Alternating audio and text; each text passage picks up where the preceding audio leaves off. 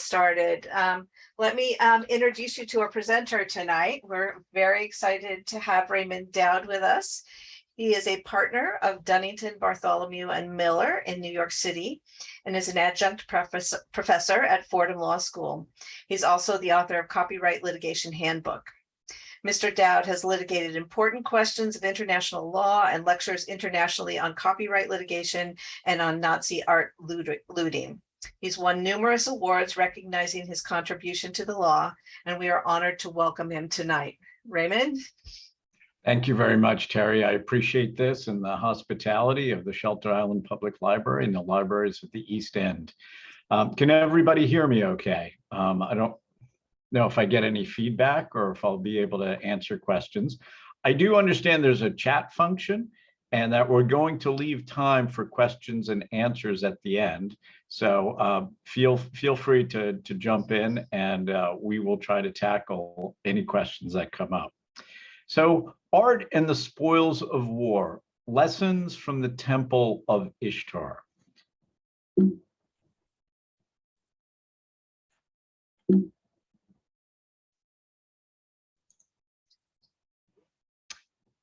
So one day I was in court and my adversary comes into before the judge and he's waving a copy of the New York Law Journal. And the headline, and this was on April 5th, 2010, and it was that day's paper, was German Museum Loses Attempt to Reclaim Artifact from Estate. And this is the article, you see it up there on the screen. And it told the story of an ancient gold tablet that had been excavated in Iraq from the site of an ancient Assyrian temple by German archaeologists in 1913. And the judge had ruled that this tablet could stay with the estate of a Great Neck Holocaust survivor. Now, my adversary was waving this newspaper in front of the judge to say that I should lose my case in that courtroom. And at the time, I was representing Holocaust victim families who were trying to reclaim artworks that had been stolen during World War II by the Nazis. And my adversary looked at this newspaper article and said,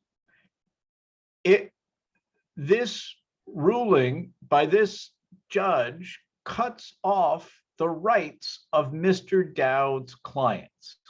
Let me just read you a little bit from this article. It says, an ancient gold tablet unearthed in a 1913 dig in modern-day Iraq that mysteriously ended up in the possession of a Holocaust survivor will remain in his estate, a surrogate has ruled, rather than be returned to a German museum. In a ruling that reads like a script for an Indiana Jones movie, Nassau surrogate John B. Reardon held that the Berlin Museum, where the tablet had been kept for 19 years before its sudden disappearance at the end of World War II, could not stake a claim to the artifact as it had not acted promptly to recover it. And what the judge said is, the court finds that the museum's lack of due diligence was unreasonable. When the court held that the museum was barred, museum's claim was barred by the doctrine of laches. Now, the doctrine of laches means that if you have certain rights and you don't pursue them, you may be held to have prejudiced someone who acquired an object. I'll give you an example. So you go to an auction and you see a car that belongs to you and it's going to be auctioned and you don't say anything. And a new purchaser buys the car, spends new money, and walks away with that car. Then you run after and you say, oh, that's my car. Well, the doctrine of laches says, well, if you knew that that new person was going to buy it, and you didn't take any action and you did something to hurt the new purchaser, you can lose your rights. So that was essentially what the judge said here, is the museum didn't do something to reclaim this artwork. Now, this was terrible for myself and my clients and my case at the time, and I'll explain that more. So when I heard about this case in the newspaper, I called up the lawyers involved, and it was called the Matter of Flamenbaum, and it involved the Vorderasiatische Museum in Berlin. And if you've ever been to Berlin, there's an island called Museum Island, and it has all these museums. And on it is the Pergamon Museum. And the Vorderasiatische Museum is part of the Pergamon Museum, which is considered one of the great archaeological museums in the world. And so what had happened was that the museum came to court and tried to claim this golden tablet, and the judge ruled that the museum was too late. So I called the lawyers for Germany, and I said, you have to appeal this. You have to argue this case, and did you argue that? And I started sort of giving them a bit of a hard time because I didn't want to lose my case. And they said, Mr. Dowd, can you come over to our office? And I had been so passionate about how they needed to appeal and how they were hurting all of my clients that they decided to hire me as a lawyer to assist them with the appeal. So that's how I got that job.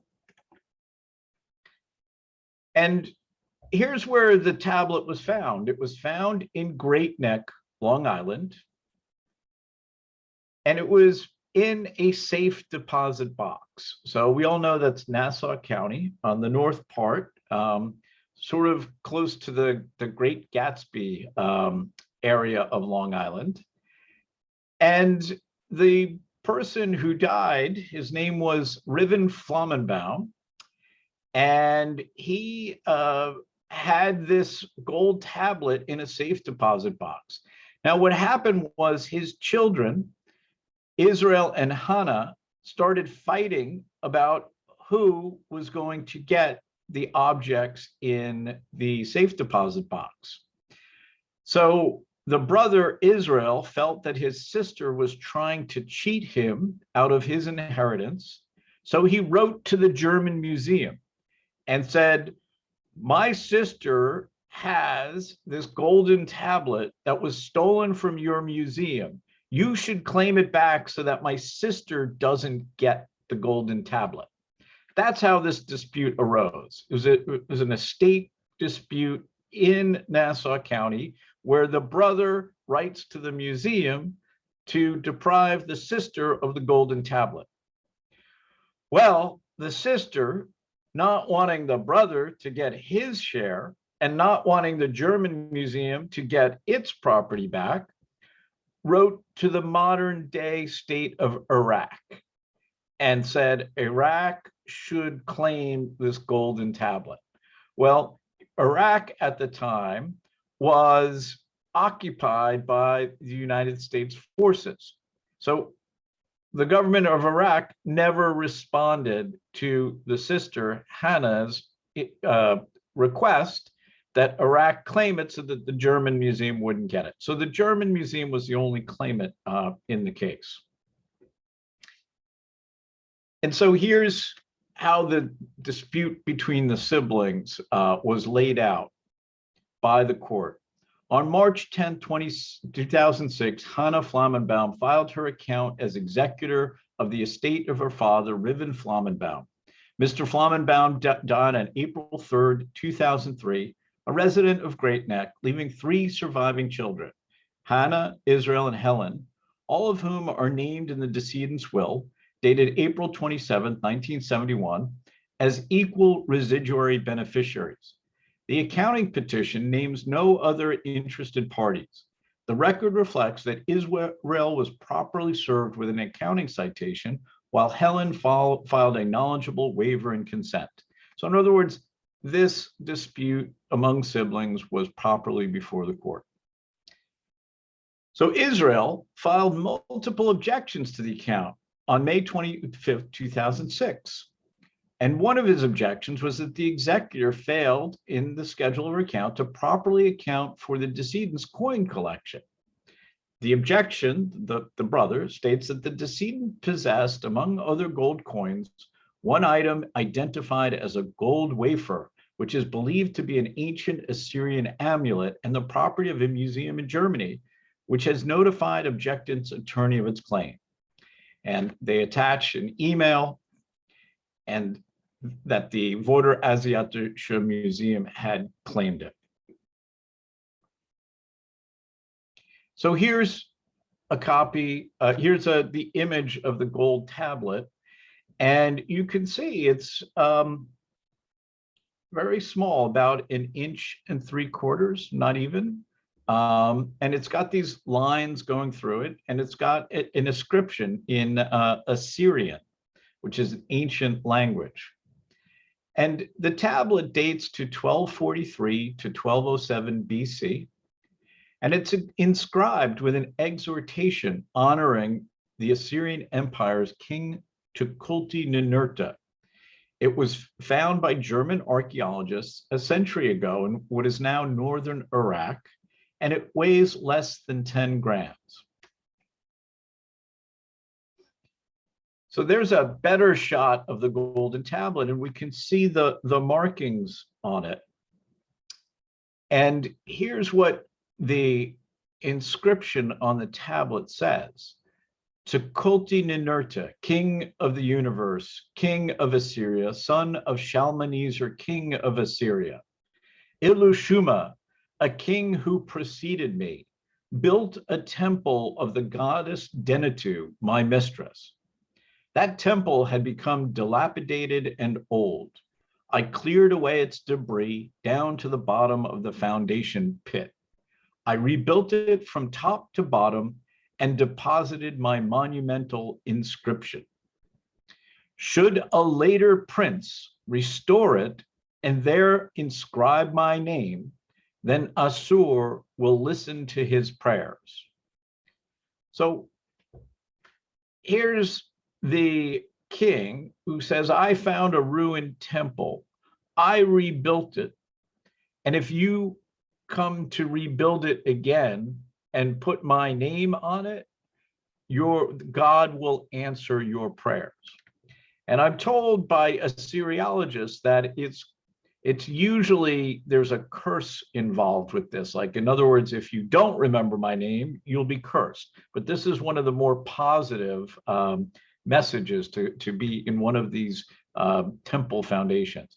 And remember that this was found in the foundation of the temple that was being excavated. So it was when they were laying the founding stones, the cornerstones of the temple, that this tiny little gold tablet was deposited. So it was a message for the future, thinking that centuries from now, somebody could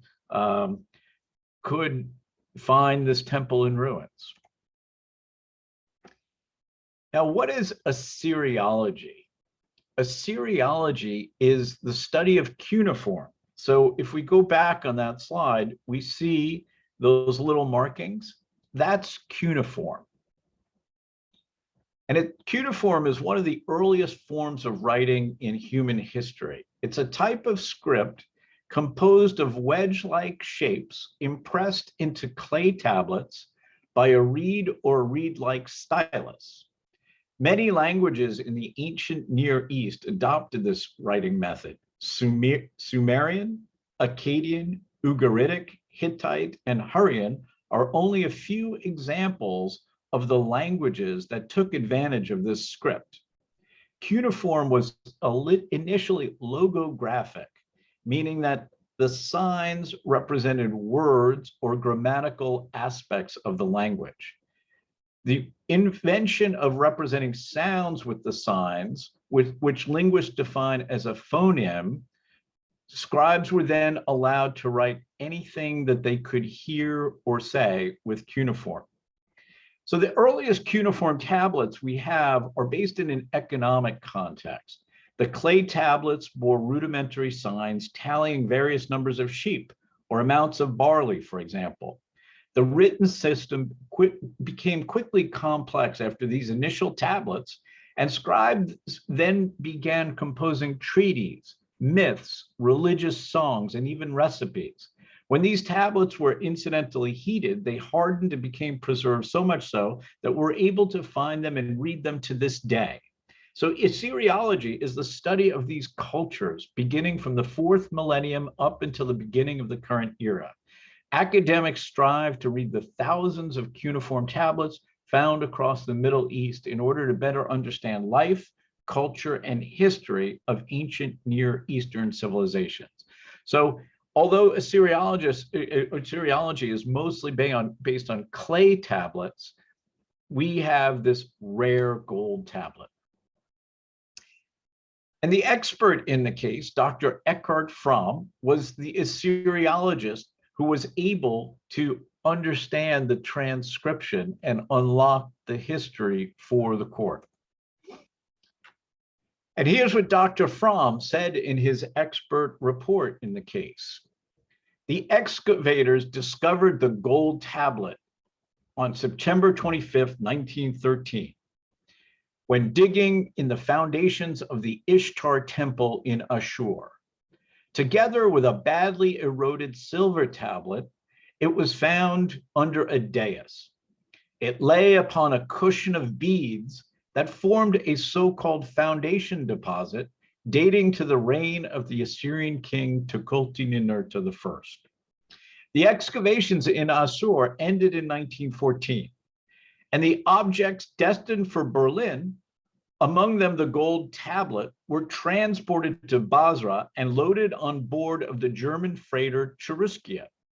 But with the outbreak of World War I, the Cheruskia was forced to stop its voyage to Germany in Lisbon, where the objects from Ashur were confiscated and eventually stored in the University of Porto in Portugal. It took more than a decade before they were finally, in 1926, released and shipped to the Berlin Museum. The inventory book documents that the gold tablet was among the objects from Ashur that reached Berlin in the course of that year. So this is an image of the Pergamon Museum. And as you've heard from Dr. Fromm's report, from 1913 to 1926, the gold tablet had been hijacked by the Portuguese. They were wrestled back by the Kaiser and the archaeologists and finally made it to the Pergamon Museum. And you may know that the famous Babylonian gates that are at the Pergamon Museum. They're truly one of the great wonders of the world. And so the tablet was placed in the Vorderasiatische Museum, 1926. Then the tablet went missing in 1939 when the Nazi regime closed the museum. In 1945, the museum was occupied by Stalin's troops. Now remember, Berlin used to be divided. In 1991, the wall came down. But as long as the wall was up, Berlin was divided into East and West. And so East Berlin was behind the Iron Curtain. So the Pergamon Museum was behind the Iron Curtain, sealed off from the West. And so West Germany, that today is the owner of the Pergamon Museum, didn't even have access to the museum and its records during that period.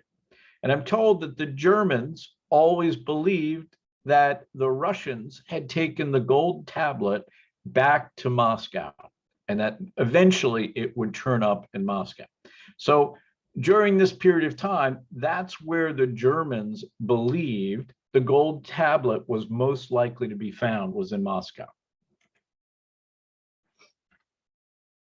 Now, you saw the earlier reference to the Indiana Jones movie. The first scientific excavations in Ashur were conducted by a German expedition, 1903 to 1913, and it was led by Walter Andre.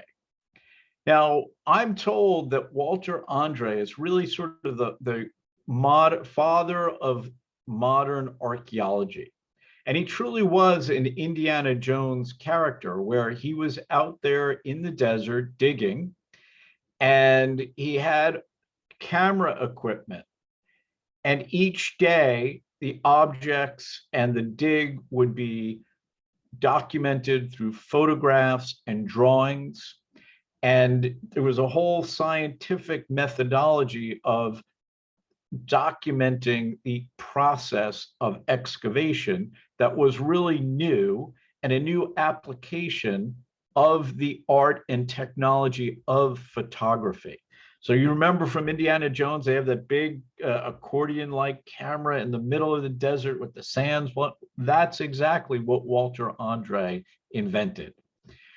Ashur, the place that they were excavating, was the name of a city, but it was also the god, the principal god of the ancient Assyrians. So it had the same name, Ashur, the god, and Ashur, the city.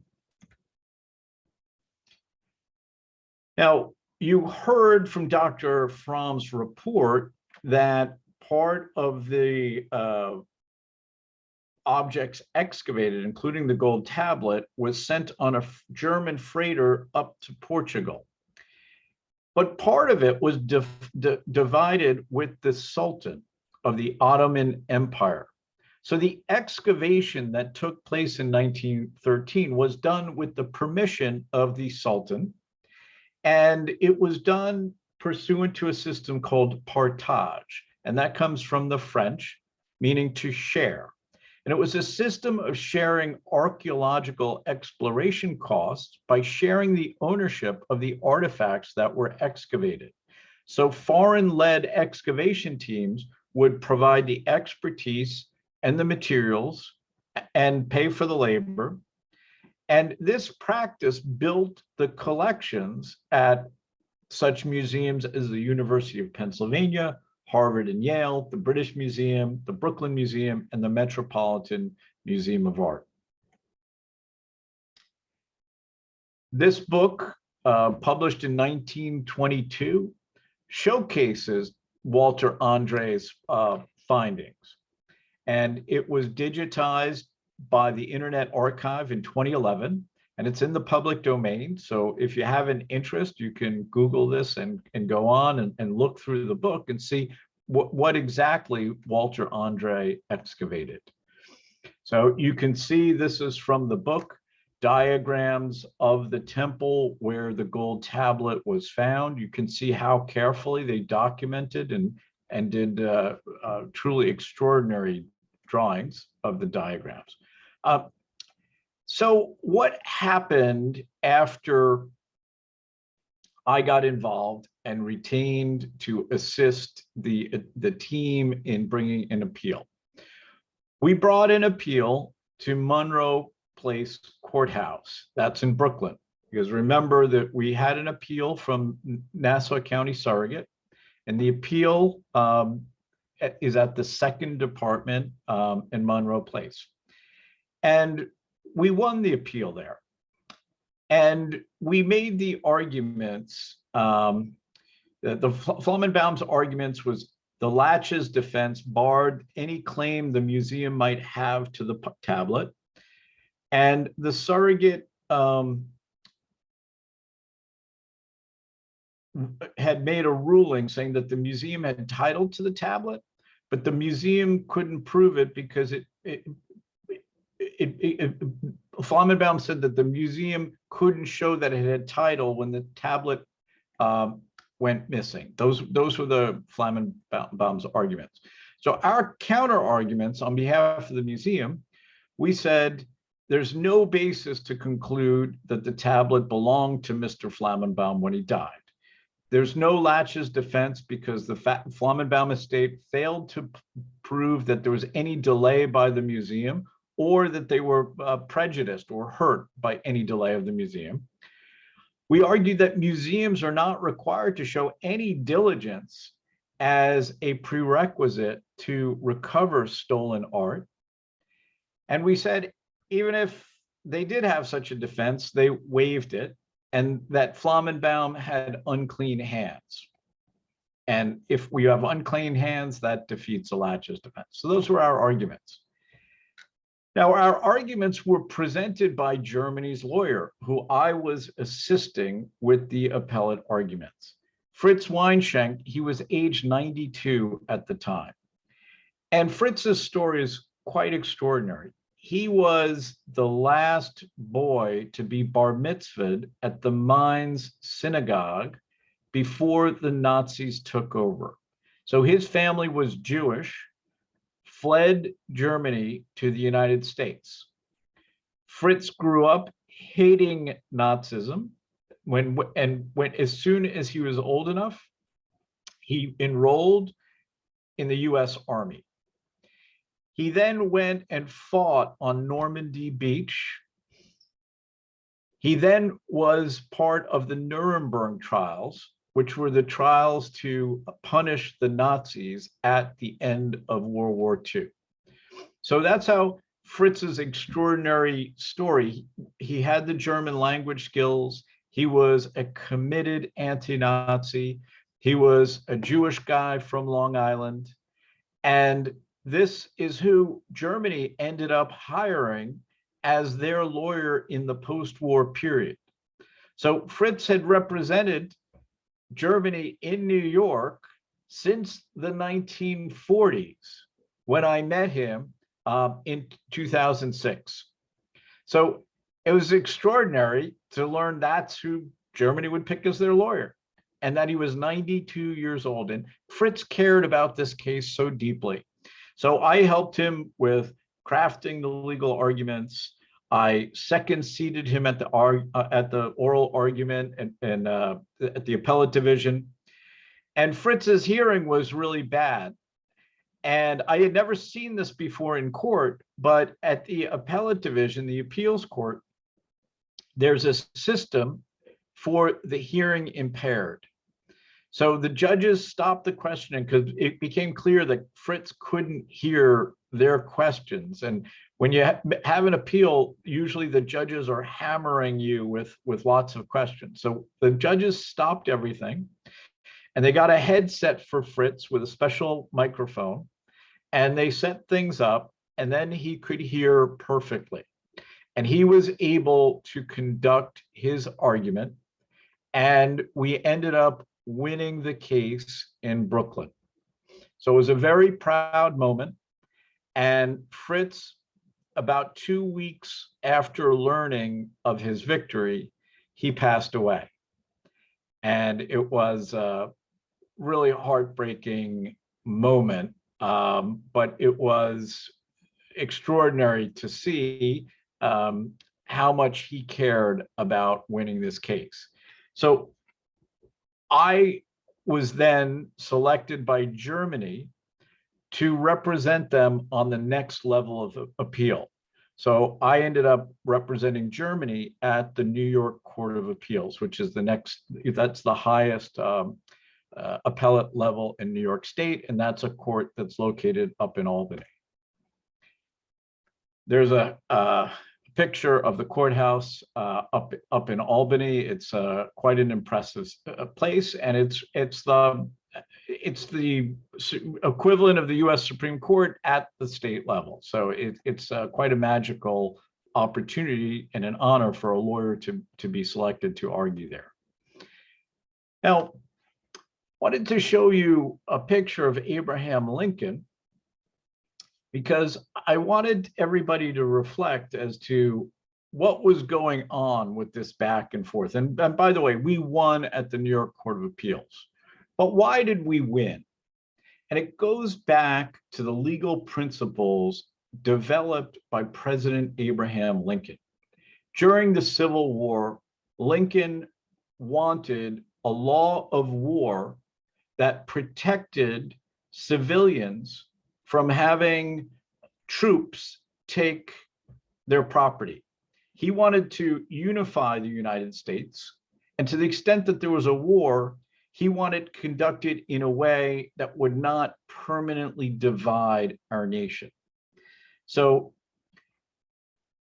on April 24th, 1863, he passed Executive Order 100, which became known as the Lieber Code. And the Lieber Code was written by a guy named Franz Lieber, who was a former Prussian military officer who taught at Columbia. And what Lincoln and Lieber did together was, for the first time in history, put together a law of war that it charged its own troops with following. And so it talked about classical works of art, libraries, scientific collections, or precious instruments, as well as hospitals, must be secured against all avoidable injury, even when they were contained in fortified places.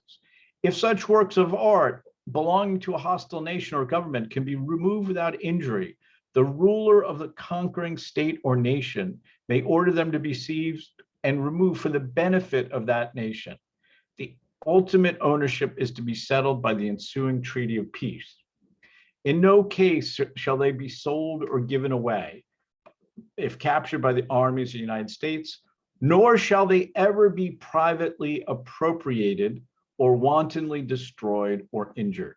So here's Lincoln saying, if we conduct a war, it's not to steal the property of the adversary.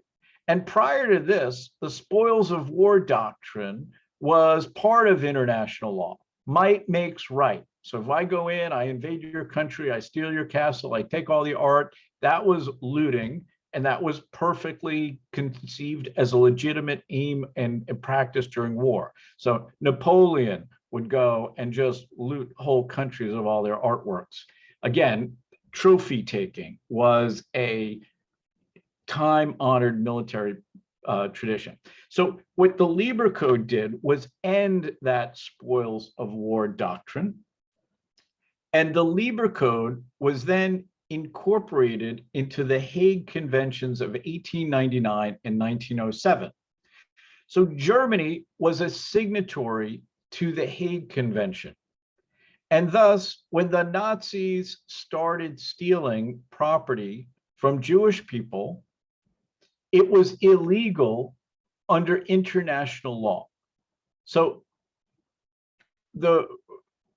when all private property after World War II under the Hague Convention was supposed to go back to the original owners. And that's still the rule today. And that's the rule against finders, keepers, losers, weepers. The answer is no. You have to find the original true owner whenever you can, and that true owner still owns stolen or lost property. Lost, particularly when it's due to a military exigence. So this too is applicable when we look at situations today, like what's happening in Ukraine. So here's an amicus brief that we got in support of our appeal. And this was surprisingly submitted by Holocaust victim groups. So the Friends of the Court that supported the German museum were such as the Holocaust Art Restitution Project, the Jewish community in Vienna. So why did these Holocaust support groups support Germany? Because they believed if we lost the rule of law, that property should go back to its original owners, all of the Holocaust victims would lose the possibility of recovering their artworks. And indeed, when I learned about this case involving Germany, that was my fear, that my clients who had claimed artworks would be deprived of those artworks if New York changed its rules and sort of let the spoils of war doctrine emerge. So here, the amicus curiae, the friends of the court, asked the New York court to be the first to reject the spoils of war doctrine, and that the doctrine, more in tune with the mentality and mores of the 1700s in the current era, is at odds with American legal principles dating back at least to the Lieber Code, which was written at the request of President Lincoln and placed into effect by the War Department in 1863 to prevent looting of cultural objects by Union soldiers during the Civil War. So when the New York Court of Appeals ruled in our favor, the New York Court of Appeals said, we decline to adopt any doctrine that would establish good title based on the looting and removal of cultural objects during wartime by a conquering military force. The spoils of war theory proffered by the estate that the Russian government, when it invaded Germany, gained title to the museum's property as a spoil of war, and then transferred that title to Raymond Flamenbaum, is rejected. So there's a picture of a younger me with shorter hair, and some quotes that I made to the press. New York has really affirmed its moral leadership in protecting true property owners. This decision makes it clear that the rule of finders keepers is not the law in New York. Now, I understand that the Pergamon Museum and the Vorderasiatische Museum have been closed for many years for renovations, and that they do have an exhibit on Assyriology that is planned. So I am very much hoping that when the exhibit opens, I will be able to visit Berlin and see the tablet. And here in the surrogate's courtroom, we flew in an archaeologist who inspected the golden tablet, verified that it belonged to the museum, and got on a plane and brought the tablet back to Germany. You can see the gold tablet during the ceremony when the judge transferred the tablet back to Germany. And here's what the judge said: it represents humankind's required preservation of a treasure. Thank you very much. Wow, that was fascinating. If anybody has any questions, just type them into the chat, and I will read them out to Raymond. But I had a quick question. So at one point there was a comment about unclean hands. Are unclean hands and spoils of war kind of the same idea? Not really. No, unclean hands is latches and unclean hands. They're called principles of equity. So equity is something that's invoked to change a normal legal result. Okay. So in other words, if the law says something should happen, you can invoke equity to say, no, that would be an unfair result. You know, for example, the person who kills his parents to get an inheritance, right? You did something dirty, even though you are legally the heir. Equity would say, no, you forfeited because of your unclean hands. You've done a wrong. Okay. Interesting. Okay. And then I have one more question. I don't have anything in the chat yet, but I have one more quick question, and then we'll let you go. Do we know how Mr. Flamenbaum got this tablet? Our theory, according to Fromm's report in the 1950s, it was spotted in a coin dealer's shop in Manhattan. And we think that he simply got it at a pawn shop or a coin shop, and that the family invented this whole story of him getting it from a Russian soldier, just to sort of invent a way of him, perhaps having title. But when we go to law school in the beginning year, they say, here's the common law rule. If you have a thief in the chain of title, no one can take good title. So if you open the glove compartment of your car and you can't show it came from this person, that person, the next person, you don't buy the car. And it's the same with an artwork. If you don't know who is in the chain of title, and it's okay, people buy things all the time. You go to a thrift store and you don't know where it came from. Right. But the thing is, you're not thinking that it's worth millions of dollars. And if you get a Rembrandt at a thrift store, you sort of have in the back of your mind, well, maybe it's stolen. Maybe it came from a strange place, because people don't usually throw Rembrandts into a thrift store. Right. Not on purpose anyway. So if you buy things off the back of a truck, or if you pay a price that's unreasonably low for something, the law imputes to you that there's a red flag there, and that you're buying it really at a discount, knowing of that uncertainty. And again, perfectly legal.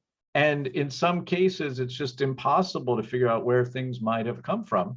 But when people, come and say, "Oh, I'm so surprised," well, if you're smart and educated, and a lot of the people that deal with art, they really are some of the most sophisticated people in society and the most educated. And if you buy things that were in a war-torn nation and you don't know where they came from, what are the chances? So any student of history can look at these objects and think, it does. And beyond that, in this case, if we look at this golden tablet, and I didn't really touch on this, it's kind of like the Mona Lisa in a way, because it's so unique. There's only one Tukulti-Ninurta. There's only one Temple of Ishtar. It's documented in history. This transcription is written in books since the 1920s. There can only be one. So it's not like there's 50 of them and maybe it's stolen, maybe it's not. Like any purchaser of this object would be on notice that it's a tremendously unique object that was documented by scholars over the years. This is fascinating. How did you get into this particular line of work? Well, your law career. So what happened was, in 2005, a gentleman came in and hired me with respect to a Nazi looted art case. He had been sued by a collector, and his family was Holocaust victims. And I was like, wait a second, your family were Holocaust victims and you're getting sued by an art collector? So it seemed like a very sympathetic case. And I've litigated that case in one way or another for the last 17 years. So this other case involving Germany just came along the way. And for many years, I had just sort of put it to the side, and then sort of I'm out now talking about it because I've realized really how important this case is. Now tell me a little bit, Terry, how many people are there out in the audience? We had about 24 people in the audience today from 4 or 5 different libraries. Great. And they're very silent group, so we don't have any questions, but I think they found this just as fascinating as I did. And I think the work you do is very important. So thank you for doing it. And thank you for giving us your time tonight. This is really such a story. So, whoops, wait, I got something in Q&A here. What ifs in history are always hard to answer, but how much of World War II restitution case law, how much would World War II restitution case law be different had it not been for 2 siblings having to fight over dad's estate? That's a good question. It's true. A lot of these cases turn on remarkably fortuitous facts. I mean, they come out of like really strange things. And these intractable family personalities, Right. like how do you invoke two countries against each other when you're fighting with your sibling? I Yeah. mean, my family would never, we had fights, but it was like people didn't talk to each other for a while. We weren't calling governments to go to war with each other. So yeah, it really is remarkable, the personal circumstances of this case. And we see in these Nazi looted art cases that there's some of the few cases where the object itself is valuable enough that people invest a lot of lawyer time. So to litigate one of these cases can cost millions of dollars. So really the objects have to be worth people spending that time and money. So the case law is really impacted by these types of disputes. Really interesting. Okay. Do we have anybody else typing? Yes, another one. What's the estimated value of the tablet today? And thank you so much for this informative presentation. That's from Joan Serena. Oh, great. Well, this came up and it just reverts back to it's just utterly priceless. It's like the Mona Lisa. You can say, well, what's the value of the canvas in the frame? It's like, yeah, a few dollars, the thing itself. And here the gold melted down is worth almost nothing. It's the uniqueness that one artifact of the existence of the Temple of Ishtar. It's irreplaceable. It's priceless. It's not. There's no ready market. You can't go out and look on eBay and see, well, this is like that. It's just unique. Great. All right. I don't see any other questions. So we're going to say thank you so much for your time. This was, whoops, wait. Every time I say that, somebody writes something here. Oh, was this object known about prior to the siblings arguing? Well, it was documented by scholars. Remember, Walter Andre took pictures and he had drawings and it was published in a book. And then Dr. Fromm's report said that an Assyriologist spotted it in the 1950s in a pawn shop and then couldn't track it down again. So scholars knew of the existence of the object, but people had lost it. So the Germans thought the Russians had it. Somebody thought a pawn shop might have it. But otherwise, until Raymond Flamenbaum passed away, it just had disappeared from the scene. Who knows what's in safe deposit box in Nassau County? I mean, how many objects like this must there be in the world? That's just amazing. So, yeah. Well, okay. I mean, we'll have the Antiques Roadshow out here in Eastern Long Island. So we'll do. Wow. I'm going to have to keep my eye out at pawn shops if these kind of things hang around there, but we'll want to get them back to the people that own them. So last call for questions. Give you a second or two. Okay. We'll let everybody go off into their night. Thank you so much, Raymond. This was really such an interesting talk, and we thank you for your time. Thank you very, very much. Okay. Good night. Take care, and good night, everybody. Everybody have a good weekend.